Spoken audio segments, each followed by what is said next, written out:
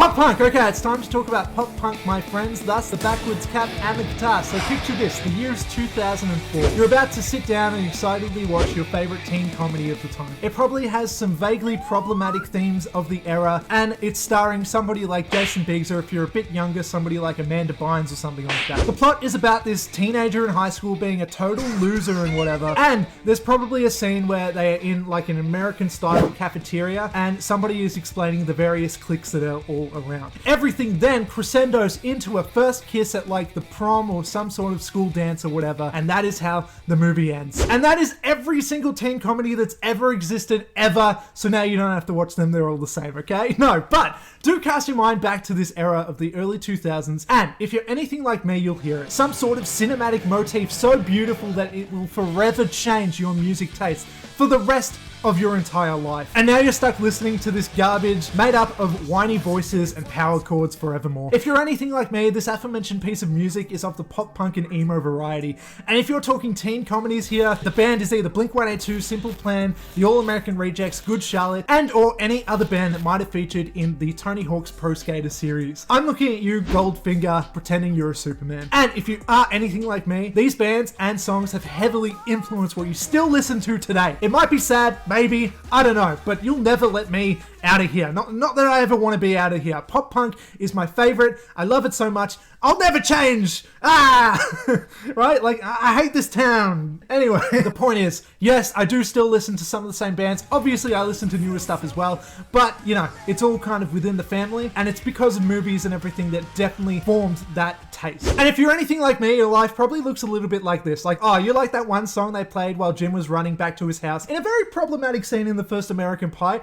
Well, bam, that was Mutt by Blink-182, once again. Followed sequentially by Fat Lip by Sum 41 featuring an American Pie 2, and then the Hell Song featured again by Sum 41 featuring an American Pie 3. And a whole slew of culturally relevant bands like Green Day, The Offspring, Sugar Cult, and New Found Glory, all making their own soundtrack appearances throughout those films. And look, I don't even like the American Pie movies anymore, but I will say that I definitely owe them when it comes to the music, because I know some of these bands because of that. And now what I'm asking is, please, Hollywood, please, bring the music back, bring this trend back, we need it. I need it. Okay?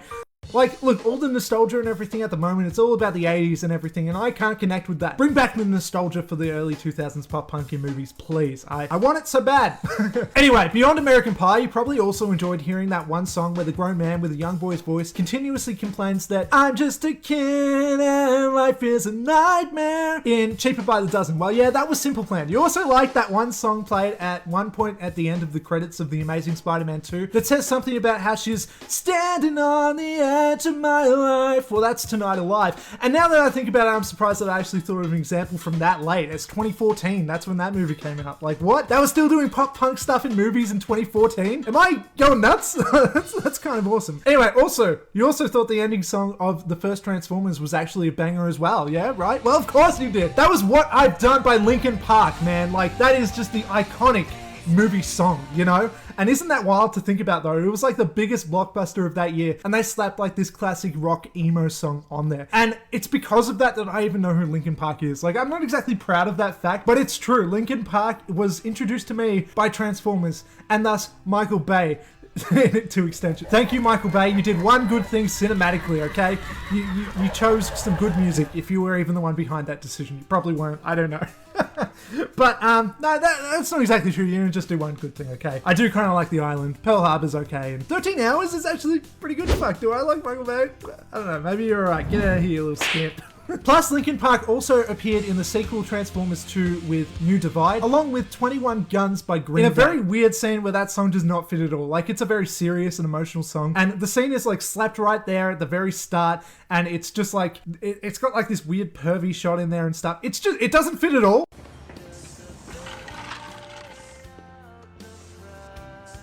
But I'm not complaining because it's a good song, so whatever. You do you. And if you've liked everything I've said so far, and you also liked hearing that song that played in every teen movie ever called Dirty Little Secret by a band known by the fans as AAR in any of the thousands of movies that song appeared in, well, that you are branded for the pop punk life for life. By the way, that song was in like so many movies. It was inescapable, apparently, when, in the early 2000s. Apparently, teenagers loved the fuck out of that song at the time. And oh my god, what it must have been like to be a teenager in the early 2000s. Like, I didn't live that. I'm a bit too young for that, but yeah, god damn it. Anyway, if you like that, now you like bands like State Champs and Neck Deep, and maybe on the more popular and trendy side, Machine Gun Kelly, Mod Sun, and Youngblood. Look at me, even the former examples I just said are more defined by the 2010s than the 2020s, but still. Basically, if I want to put it simply, you pretty much will like anything that Travis Barker features on nowadays, am I right? Yeah. Honestly, speaking of though, the revival of pop punk is giving my heart joy too, as we see Avril Lavigne making comebacks, Willow Smith taking a stab at the alternative scene, Olivia Rodrigo appearing in current shows like I Know What You Did Last Summer and dating those shows instantly, but that's not the point. And even bands from my youth continue to rise to the top like All Time Low, and also on the more hardcore side there's Bring Me The Horizon, who is at their peak now. Like, Bring Me The Horizon is such an amazing band that they just continuously evolve and keep getting better and better and better and better, even if I think Sempiternal was the very best album of all time, and it's literally my favorite album of all time. But don't listen to me, because I'm an idiot when it comes to music. Don't listen to what I say. But either way, Bring Me The Horizon is fucking incredible. But all of these examples do prove, either way, that we are actually headed in the right direction when it comes to like the alternative music scene, making it into being a prevalent part of culture to this day, at least when it comes to, you know, relevant media at the moment. And I do think that we're going to see some more rock stuff like this in coming movies and shows and stuff like that because of this, which is just cool. That's kind of a good thing. Anyway, the point of everything that I've said so far is this. Hi, my name is Jack and I run this YouTube channel called Let's Crash This Parade. A name that literally originated because I wanted it to sound like a pop punk song title. Something that like Fall Out Boy or something like that would write. Sum 41 was my favorite band of all time growing up, and emo and pop punk is something that I love so much, even though I could never really truly partake in the cultures because I just wasn't fashionable enough. Like, I wanted to be emo so bad when I was a teenager, but like I couldn't get the hair right, and I don't know, I listened to the right stuff, but that was about it. I thought I was too fat for like the band guys I looked up to who were all skinny and everything. I just felt like I never really fit in. I also felt like I didn't fit in with the normies either though, who listened to like rap and pop and whatever, because that stuff didn't connect with me either, so I always felt like this middleman who couldn't commit to anything, and I did feel kind of out of place like that. That being said, like, I'm fine. I'm not complaining. It's all good. This all kind of did eventually translate into me realizing that I'm fine with people not liking the music that I like, that they might think it's bad or whatever, and that maybe my music taste isn't like elite and the best and whatever. I don't really care about that. Anyway, today, as you can probably tell, I want to talk about the music that I love, and more specifically that music in movies. The genres I've spoken about already were pretty prevalent in the late 90s to late 2000s, so much so that even the Fall Out Boy anthem called Thanks for the Memories appeared in the AFL Australian Football League ads in 2009, where it was like that song and a compilation to guys like kicking footballs around and stuff. And it's so funny to think about because it doesn't really fit, and it's like kind of cringy and stuff to think about in retrospect. But it's because of ads like these and the popularity of these songs and the bands and everything that I even know these and like these to this day, and I do really appreciate that. Fucking AFL ads had Fall Out Boy playing on it. What the hell is that? Hell, we couldn't even escape it as Australians. Like when it comes to the Scooby-Doo movie, for instance, a movie that we can never escape from because it plays a heavy feature when it comes to one of our best theme parks in the state of Queensland called Movie World. Even in that movie, MXPX plays a pop-punk version of the Scooby-Doo theme song there, as well as Simple Plan's Vacation playing during the plane scene as they travel to Spooky Island. Like, what? And this stuff just makes me feel young when I watch these movies and hear these songs. There's just something really nice and nostalgic about it, you know? Seriously, pop punk to me is a genre that just feels so youthful, you know? Like, and I don't think that's just because I was youthful when hearing this stuff for the first time. I think that there is something really energetic and inspiring to me about it that I think a lot of people would feel even if they didn't grow up with it. I may be wrong though, I don't know, I am biased, I will admit. Sure though, it was mostly songs where they were just crying and complaining about ex-girlfriends and whatever. They weren't the most complex, lyrically, musically, or anything. Pop punk is not the elite when it comes to music and whatever. I'm sure you can think of 1,000 more bands that play better, sing better, and all this kind of stuff. But I don't care. As long as it sounds good, it's fun, it's catchy, and all that kind of stuff. There's just something special about it when it comes to the pop punk genre. genre that everything, I just love it all. And there's something that makes me feel young when I hear all this stuff. Even in the sadder and more emo side of songs like this though, where they even borderline exploit mental health and promote depression, like in Hawthorne Heights, Ohio is for Lovers, where the singer literally belts out a chorus saying,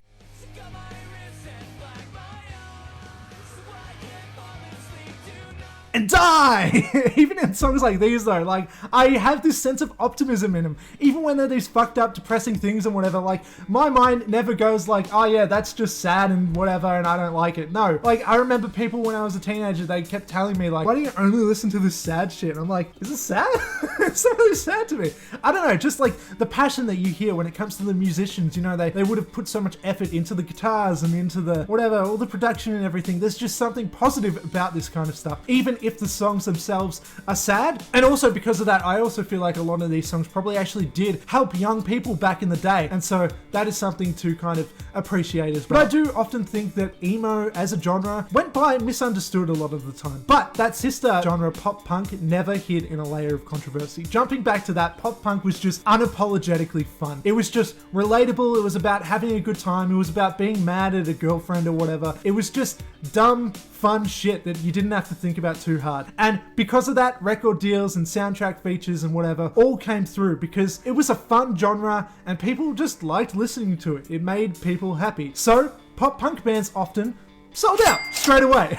And that's why you hear so many of these bands playing in these sort of movies and stuff. That being said though, I'm not judgmental. I'm not like, oh, you sold out, you're a poser and whatever. And anybody with any soundtrack features or whatever is just like not actually into it for the art and whatever. They're just in it for the money. No, I appreciate any artist who can, you know, make a living from it. 'Cause that's what I'm trying to do here on YouTube. I would love to be able to make a living from this one day. You know, like, not that I'm in it exclusively for that. I love doing it. But like, if I could make a living off of it, that would be a dream come true. So I appreciate any bands that can make that reality happen. Plus, it was a gateway drug into all young people like me finding this genre, and that's just something to appreciate as well. The point is, pop punk was at the absolute height when I was younger, and I did not appreciate that enough at the time. I just thought, yeah, this music is awesome, so obviously everybody loves it, right? But like, I then later realized that no, it was just a trend for everybody else, and I was that one weirdo who was still clinging on to everything from his past years down the line when everybody else shifted over to, like,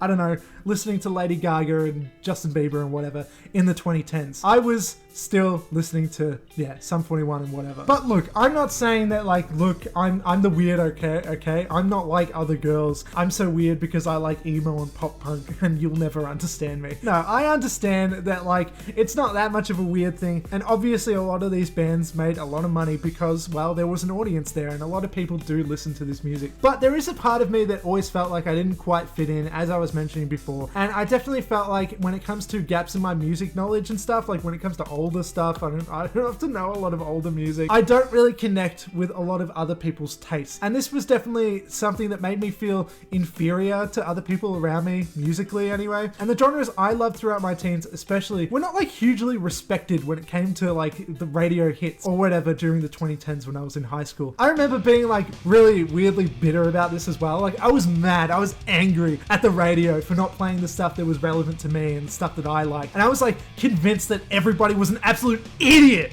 if they listened to somebody like Justin Bieber or whatever. And like, I was the type of person who would like call him a girl and whatever. It's like, yeah, I really showed him, didn't I? Like, I'm sure he's really shattered that I called him gay and called him a girl and whatever other problematic shit I said when I was like 13 and hated Justin Bieber. What's most baffling about my hatred of all the pop music during my teens though was that now that I think about it, I don't even care about music that much if I'm being honest. Like, fuck yeah. I'm not actually going to throw that because I want this around. I want this in the video. It's the whole point, right? It's funny though. I thought I was so musically invested back then, but I kind of really wasn't. Like I was listening to the same shit all the time. I was not practicing my guitar properly and I was not that invested. Every time I was like, I want to listen to some music, you know, should I listen to some new stuff? Pff, nah, let's listen to the same 3 songs that I know by Taking Back Sunday. Alexa, blast cute without the E and make damn sure once more, please. Thank you. you. And even now that I've grown up, sure, I like music alright, you know? I've definitely expanded to being a little more open to things like on the radio and whatever, because it's like, I've realized that I don't really care all that much. Music is not where my passion lies anymore. And I don't think that that's exactly a secret. Clearly my passion lies between creating art and content and watching and talking about movies. That's the thing that I really care about now. So instead of listening and consuming to as much music as I possibly can in my life, I opt instead to listen to podcasts and listen to movie reviewers and critics over listening to beats and treble and bass and whatever the hell else. It doesn't really make me feel much of anything anyway. I'm not that big into the music scene anymore. That's just not really me. But that's just me, and I think that that probably does make me kind of weird, actually. A lot of people feel very passionately about music. I know that the lyrics and stuff really inspire a lot of people. People fucking shout the lyrics when they go to concerts and whatever, and it's like this just ethereal moment of their lives. Is that the right word? Ethereal? Is that even a word? I don't know, but and I just don't get that. I don't even like going to concerts, really. Like, I used to love to when I was a teenager, but I couldn't that much because I didn't have the money. And now that I kind of have the money and probably could a bit more, I don't really care to. Like, they all start so late. I just want to stay home and watch movies and stuff. And I'm busy editing videos and I don't care. I can just listen to the music at home. I don't care about gigs. Is that a weird opinion? Probably. Anyway, I also think that, you know, while I am editing videos, speaking of, like, I usually only listen to, like, pretty chill stuff. Music to me is more of a passive experience that I do while I'm doing other things. So while I'm editing a video, I'll listen to a band called This Wild Life, who I do absolutely love. This acoustic emo kind of band. They're really good. I also listen to Taylor Swift a lot, who was my #1 artist on my Spotify wrap up just a few months ago. Yep, I'm officially a Swiftie, sorry to tell ya. And apparently I was in like the top 1% of her listeners too. I don't know if that's in the world or in Australia or what, but it makes sense because I edit videos for like hours and hours on end, and I just have Taylor Swift playing throughout. And I don't really listen to it all that much. It's just kind of on because I want some ambient sound. That's what that is for. That being said though, you know, I do still love music to some extent, you know, like I will still belt out an emo ballad while I'm in the shower every day. Like, yes, hell yes, I still want to listen to the Amity Affliction while I'm wet and naked, please. As a teenager though, I thought I was destined to become this emo singer. I thought that like, that is what I was definitely going to do. I didn't try that hard about it though. I didn't really do anything to make that happen. You know, I wasn't really practicing all that much. I never formed a band or anything, but I thought it would happen. I just thought, obviously that's kind of where I'm headed, right? Well, just some advice for you. Don't do that. Don't wait for things to happen. Make things happen. That's kind of like, that's a really important piece of advice for you, which is something I'm not good at. But hey, if it helps you, it helps you. And I can play now after years, I can play a G chord and stuff like that. Basic chords, I'm not very good. I didn't practice enough ever. And I don't know. I'm ashamed, okay? I'm a disgrace. But the point of this tangent in a weird way though is that I've become kind of free. I've become musically free in my post-teenage years because I don't really care about being the person with the best taste anymore. I don't give a fuck. You can say what you want about the music I like. I don't care. And that's because I think I critique music so differently than I do movies nowadays. Like, because I don't have high stakes in that game anymore. So I don't feel like the musical lifestyle is like this big of a thing. I don't feel that insecure about it because it's just not that big a part of my life anymore, like movies are. Ironically, I feel much more insecure when it comes to my taste in movies and everything because everybody knows how much I care about them. I put, you know, week after week, I put my life on the line. That's not the right way to say that, but I put my face out there with my opinions on movies and stuff. And if people think I'm an idiot, that hurts. But, you know, if I'm talking about music, I don't know what the fuck I'm talking about anyway, so it doesn't feel like that big of a deal. So let's talk about more examples together, and let's bring back pop punk and emo to the big screen. Because it's not a phase, mum. There's this one movie my wife really likes from her childhood called Angus Thongs and Perfect Snogging. And I hate to admit how many times in my life I've seen this film, and I still haven't seen like absolute classics like Citizen Kane or whatever the fuck. Look, it wasn't exactly by my choice, but more so out of reluctant acceptance, but still, I've seen it numerous times. But one thing I can say about this movie is that it's actually pretty funny. I don't hate this movie, and I don't know if that's on purpose or not, I can't really tell. But I can also say that they actually have a good sense of music here, as they heavily feature music by a band called Scouting for Girls, including a song called She's So Lovely, which is pretty good. Plus, the guy who plays Kick-Ass, Aaron Taylor-Johnson, not to be confused with Anya Taylor-Joy, plays a kid in a pop-punk band that I forgot whether it's fictional or not, called the Stiff Dillons. And they play a song at the end of this movie called Ultraviolet, and fuck me if that's not a pretty kick-ass song. Speaking of pretty shitty movies though, because again, this topic is not about great cinema or anything, it's just about the music. Another movie called John Tucker Must Die, which is another movie my wife showed me years ago, features Motion City Soundtrack, a band I only know because of the video game series Saints Row, which played a song called Everything Is Alright on one of the radio stations. And also, John Tucker Must Die, of course, is another one of the billions of fucking movies that features the song Dirty Little Secret by the All American Rejects. Like, oh my fucking god, you don't understand how prevalent this song was everywhere. It's the dumbest song ever, and it was everywhere, and I loved it. And I do love it. It's a catchy ass song. So let's start with the Dirty Little Secret bonus round and talk about all the movies that this song features in. First up, she's the man, because her secret is that she's actually a girl. Do you get it? Dirty Little Secret. The dirty little secret, some might say, of hers is she's a girl, not a boy, and she goes to a boys' school. So Dirty Little Secret plays. Do you get it? It's pretty subtle. There's also Deuce Bigelow, European Gigolo. Because apparently the secret in that movie is the identity of a male sex-working serial killer. I've not seen this movie, so I have no idea. But I assume that's not a good movie. Anyway, and also the third Bring It On with the subtitle All or Nothing from 2006, which is yet again another movie I have not seen, and so I don't know what the secret is in that film. I assume there's some sort of associated secret within the deep context of that film, and that's why they play that song in there, right? I'm assuming, but I don't know what that is. And that is all for the Dirty Little Secret bonus round. It was a song that was in so many damn movies. Before we get to more musical nostalgia the regular way though, I want to get into another bonus round, and this is the Sum 41 bonus round, the time Sum 41's music has been in movie soundtracks. So first up, Sum 41 is a band that I only know because of a PS2 game called Driven to Destruction, which featured the song Still Waiting on it, and I was obsessed with that game, and I was obsessed with that song. Anyway,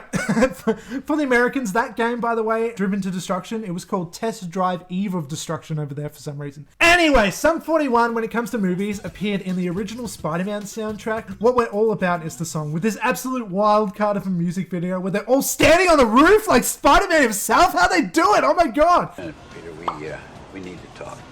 Well, we can talk later. Well, we can talk now.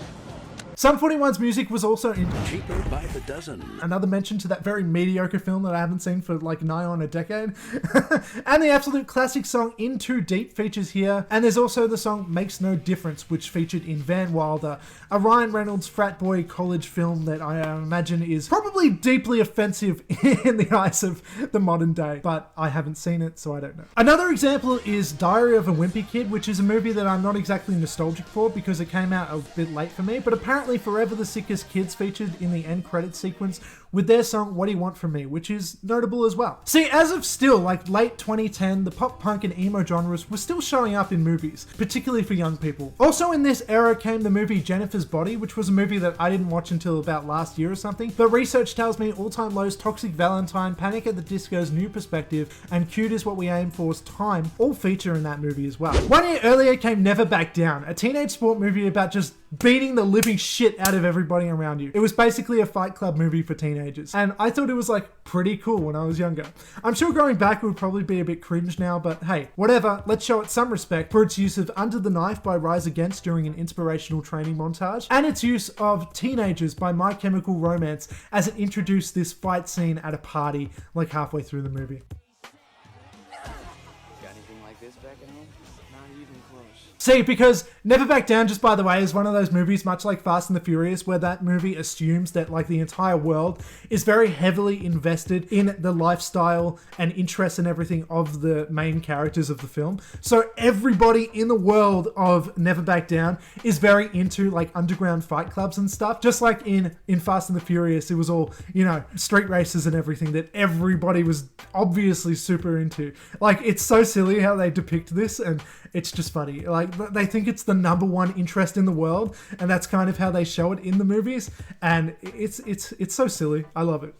Another few quick examples of pop punk in films include Playmate of the Year by Zebrahead playing in Dude, Where's My Car, a cover of Hit Me Baby One More Time by, well, originally Britney Spears, but it's Bowling for Soup in the background of a cafe scene in Freaky Friday.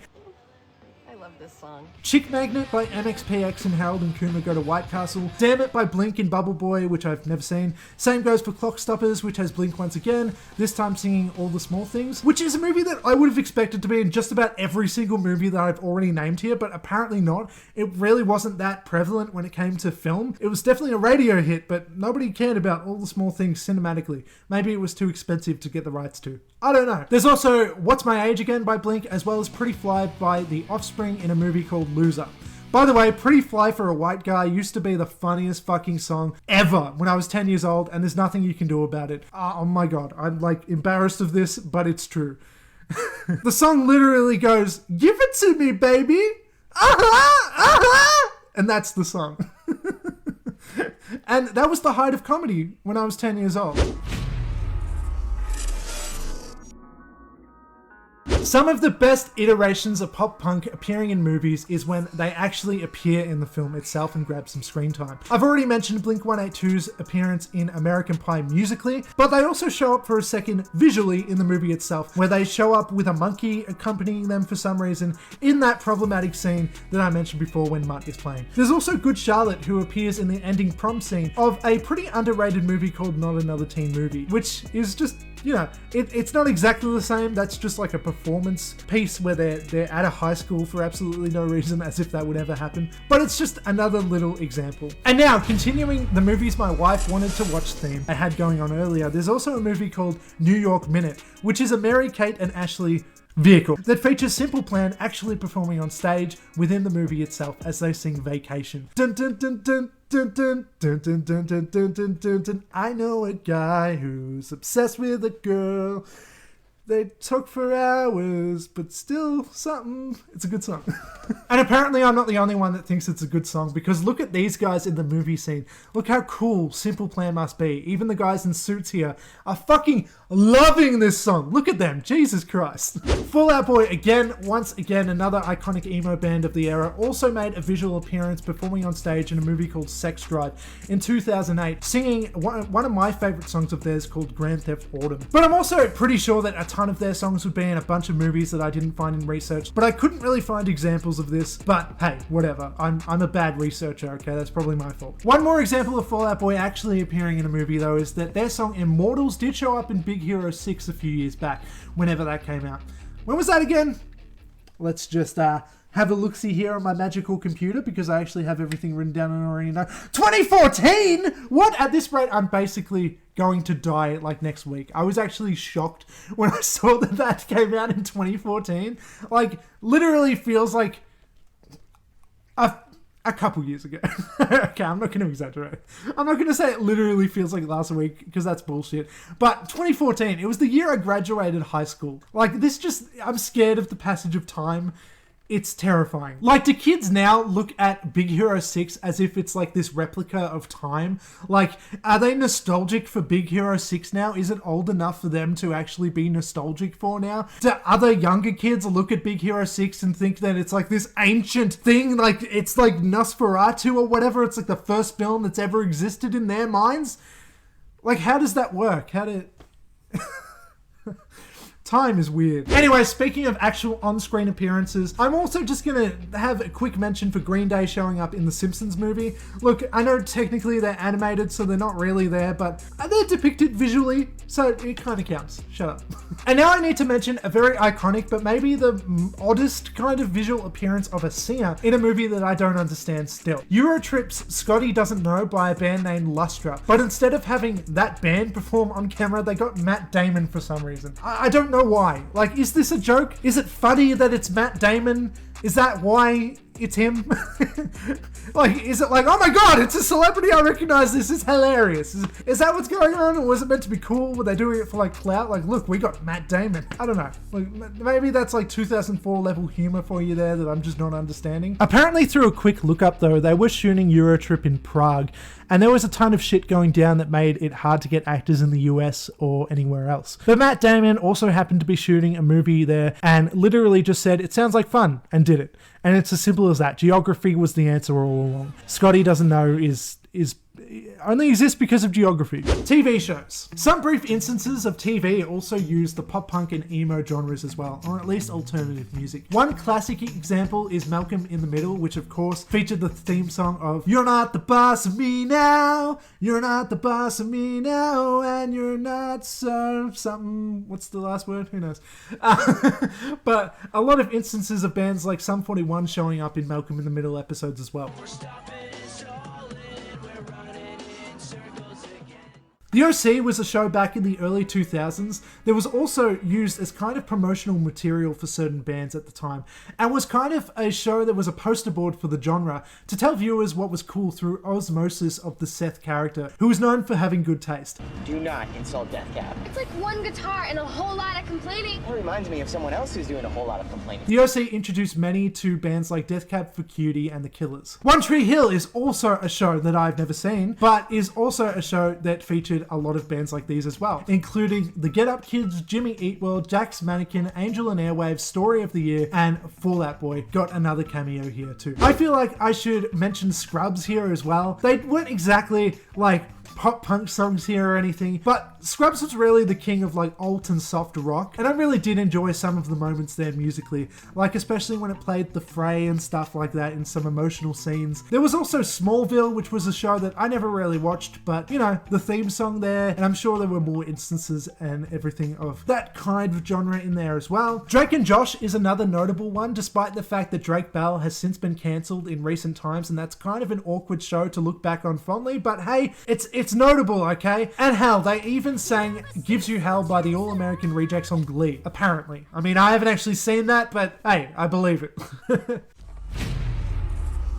A few games to mention for jumping into this genre as well include the Burnout series, obviously the Tony Hawk's games, everybody knows that. The Tony Hawk's games, you know, curated an entire generation basically. And the two surprising big contenders for me that took a larger part in influencing my music taste is WWE SmackDown vs. Raw 2007, 2008, 2009, which introduced me to bands like 3 Days Grace and Breaking Benjamin, as well as I mentioned earlier, the Saints Row games, which reigns over all, I gotta say. The Saints Row games had the best soundtracks of all time in my humble opinion. Thanks to the Generation X 89.0 radio station in those games, Saints Row featured Face Down by the Red Jumpsuit Apparatus, Lying is the Most Fun by Panic at the Disco, Teenagers by MyChem, Misery Business by Paramore, Hate by the Plain White Tees, and All That I've Got by The Used. These were some of the more memorable examples to me, but there was a bunch of other good stuff on there as well. And with that, we've come to the end of this video. I know it's been a long one and I'm sick of shooting as well, so it's kind of good. But the point is, these genres like pop punk and emo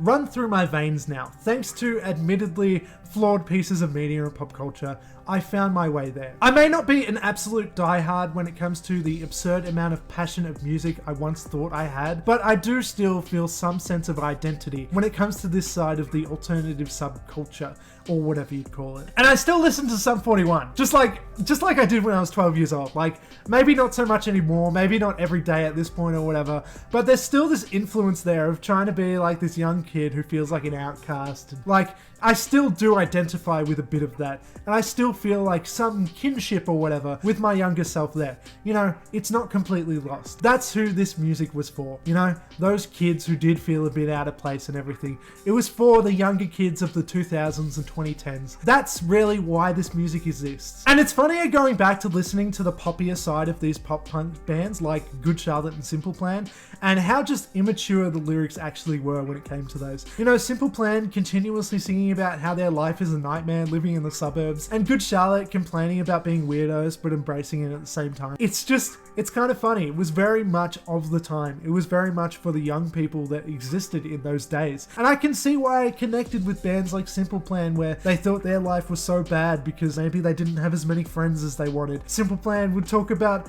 I don't know, how the world is fucked up, but through this lens of like very simplistic eyes. Like they can tell that the rich is kind of like exploiting things, but they don't exactly understand how. And I connected with that kind of shit. That it's very shallow, but that's what I loved when I was a teenager, and I definitely do still have the nostalgia for all that stuff. And whenever these sorts of things appeared in movies, it's like, yeah, it just takes me back. It's basically a time machine. It might have been a bit silly, it might have been a bit cringe in retrospect, these songs, and funny to think about how deep they seemed to me as a young person and relating to, but that's what it was. Without these greats like these, I would have never found bands that I've come to love later, like recent bands that I really recommend now, like Stand Atlantic, Driveways, Oh Weatherly, Rarity, Between You and Me, Our Last Night, Trophy Eyes, Real Friends, The Story So Far, and I don't know, a bunch more, okay? I could go on forever. The point is, the media takes a heavy influences in what kids end up listening to for literally their entire lives. And I'm kind of begging movies and shows to give us cool shit like that once again, and let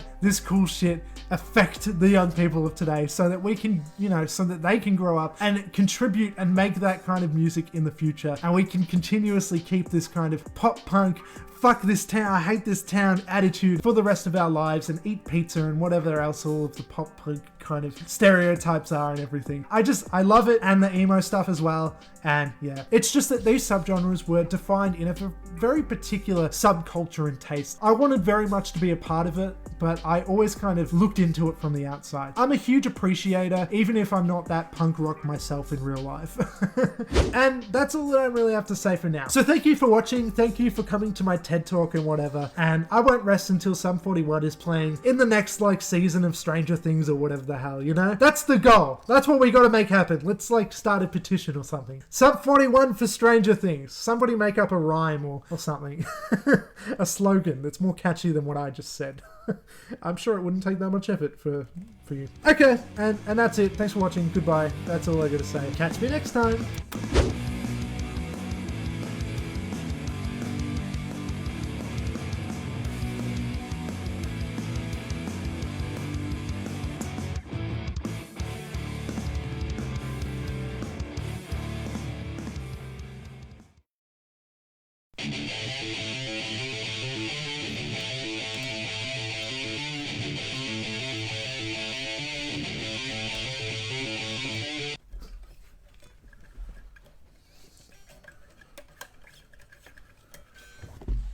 Shred.